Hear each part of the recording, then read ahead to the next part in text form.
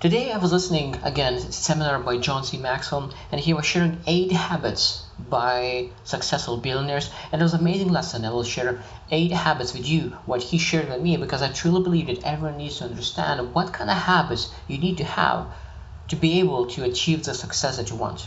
Because a lot of times we speak about billionaires, but there are so many different successes that we could do if we just really approach life through the habits, the things that we do every day.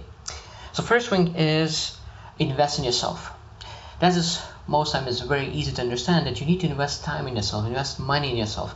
Because how do you think that someone else will invest in you if you do not invest in yourself? It's very, very important to invest in yourself. And a lot of times people do not invest in themselves because they do not have self-image. So that means we need at the beginning invest in our self-image, increase self-image. And when we see ourselves better, we are willing to invest in ourselves much more.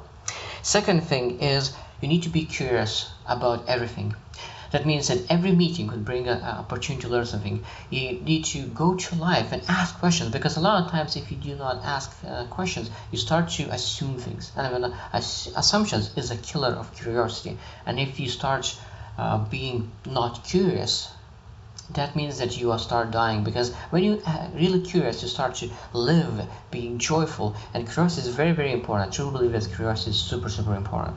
Number 3 is surround yourself with better people. Now, probably have heard so many times that 5 people that you spend the most time, you will become average of 5 people. But so little people really implement that they could find people who are better than them, stronger than them. Because when you have a low self-image, you don't want to see great people around you. Sometimes, a lot of times, don't allow themselves, their ego doesn't allow to find better, stronger, faster people, because those people intimidate you. But I highly recommend to really spend some time and reflect what kind of people you surround yourself, because there is inner people and outer people. So that means that sometimes those inner people who are spiritual people who allow you to grow inner world. Sometimes different people could around help you to build skills. So that means sometimes it's good to separate which ones are inner world surroundings and which ones are outer world surroundings. Number 4 is never eat alone. This is very interesting because I learned it as well. So that means when you go for lunch, you need to have a person who potentially could learn from. And if you do not have someone to lunch, maybe you want to listen to a seminar while eating, but you able to have a lunch for 1 hour. Most people who are working, they have 1 hour to eat. And that means that if you allocate 250 days a year, 1 hour, that is 250 hours where you could allocate to spend time with people who could help you to grow. Or seminars could allow you to be better, stronger, faster. Number 5 is take responsibility for your losses. Now, a lot of times people tend to doesn't take responsibility for their mistakes, and they blame someone else. But if you do not take responsibility and ownership of the mistake or loss, what that does that you're not able to learn from that mistake. Of course, it's not easy to take ownership of your mistakes. You want to blame someone else, but if you blame someone else, they will not trust you, and you lose a team, you lose yourself, and you're not able to improve. So when you take ownership, that means you're able to take advantage of the loss. Number 6 is understand the power of the leverage. So that means you need to understand that you need to do what you do the best, and you allow your team or your surrounding to do the rest. And it's very, very important, because so many people try to work on their weaknesses, but I love the saying that you are weak in your weaknesses. That's why you need to work on your strengths, because you're strong in your strengths.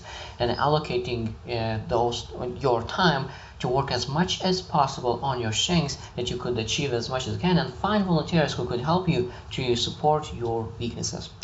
Number 7 is take no days off completely. So that means when you take actions, and I shared in the past a lesson that when you work 80% of the time on taking actions and 10% on learning and 10% of reflection, that means when you move to 10%, you don't move fully 0 on taking actions. You take 10% to taking actions, but you've always go in the flow, because you want to make sure that you keep momentum going. So that means if you want to take a break, just make sure that you do something small piece of what you used to do, just to make sure that you keep that consistency, keep that habit going. Because when you break a habit, sometimes it's hard to catch up. So you want to make sure that you do not take off completely of the things that you need to do.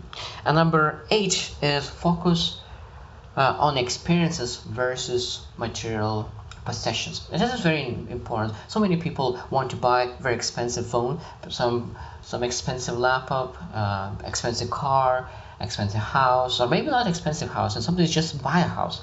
But I truly believe if you are young, it's much more important to travel. It's much more important to buy courses, seminars. You could go and elevate your thinking, increase your self-image. Because when you do those experiences that could last forever, and the trophies keep your dust, but memories are for forever. So that means when you build your skills, for example, you invest in yourself.